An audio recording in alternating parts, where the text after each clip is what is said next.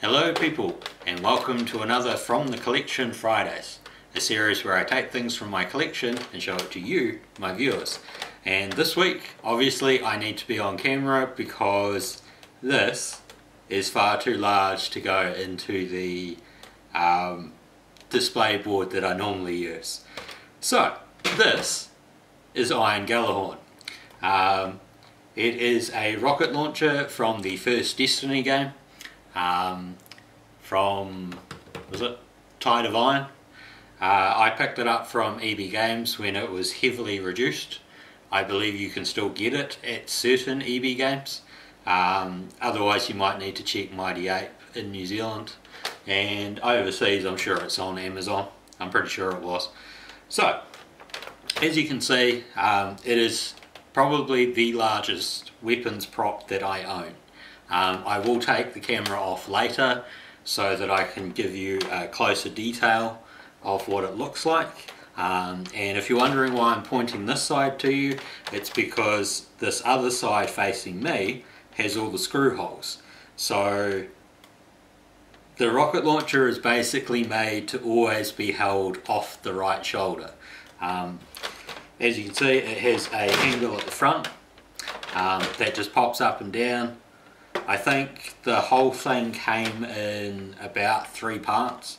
So this back end needed to be screwed into this top end, and then there's a viewfinder on this side. The viewfinder has got like a proper lens to look through, but I'll show you that later. Hopefully it will show up on camera. As a prop, it's actually quite well weighted and balanced, so you can easily hold it with one arm. It comes with electronics, and it does have the orange cap at the front so that you can use it for con-safe props. Obviously not Armageddon this year because you know, there's been a crackdown on realistic looking weapons, and obviously this does look quite realistic. The battery compartment for the sounds, well, for the batteries is here, and the sound bit is here. It does have sort of like 2 modes that you need to be aware of. So everything is just off this trigger. I don't know how well this will show up on the camera. It might be louder for me than it is for you, but we'll give it a try anyway. So what you want to do with this is just gently pull the trigger back, and that gives you the first sound.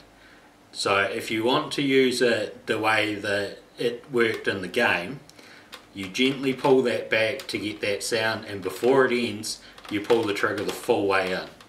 So it should go .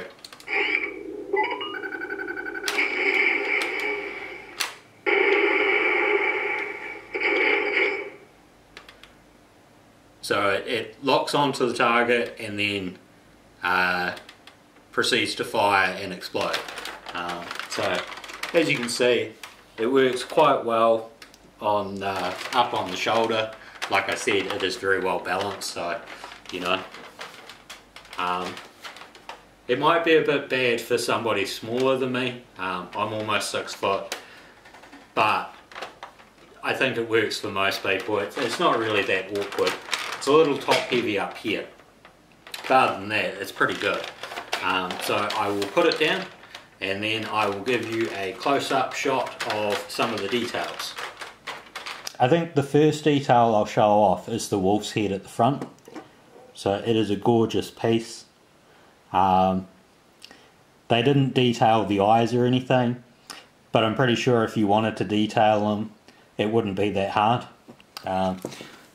A look inside the barrel, it's not very deep, you know. I can't even get like a full finger in there, but I think that that works well for the general con safety of it, and makes it a bit more sturdy because you're not having a big hollow tube that something can be pierced through.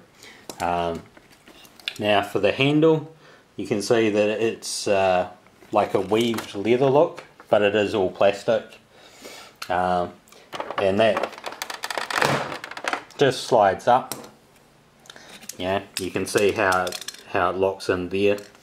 That's given it like a wood finish. That it goes into the trigger, and you can see the wolf motif is carried on through here. I'll bring it back up the top. You can see on the end of the barrel they have embellished that, and then that carries on up it. I'm guessing that this is where the heavy ammo packs go on either side of it. So it does have a sort of lift up tab here, but that doesn't really do anything. You can see the leather strapping, that's also fake.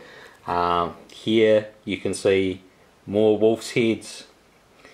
Now, given the size of this prop and the fact that it's black dominantly, it picks up dust quite easily.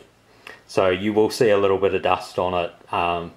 I don't find it particularly easy to get those smaller little bits off, and although I gave it a quick once over before starting this, obviously I missed parts.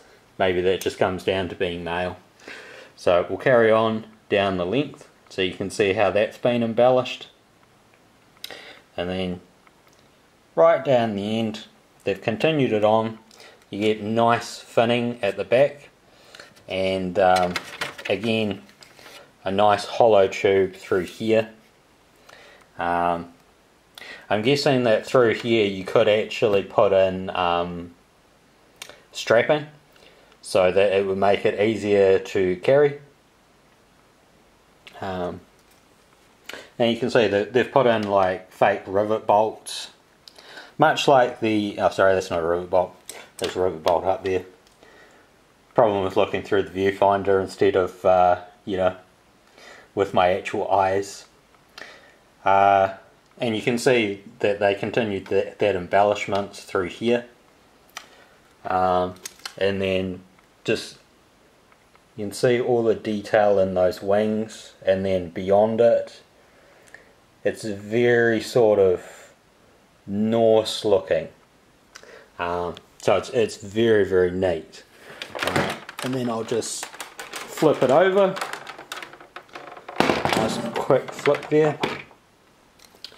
So you can see they carried it on through here, and that is why you want to have it facing out from your right shoulder, because you can see all of those screw holes. Here is the battery compartment and the speaker. So if I just depress the trigger a bit,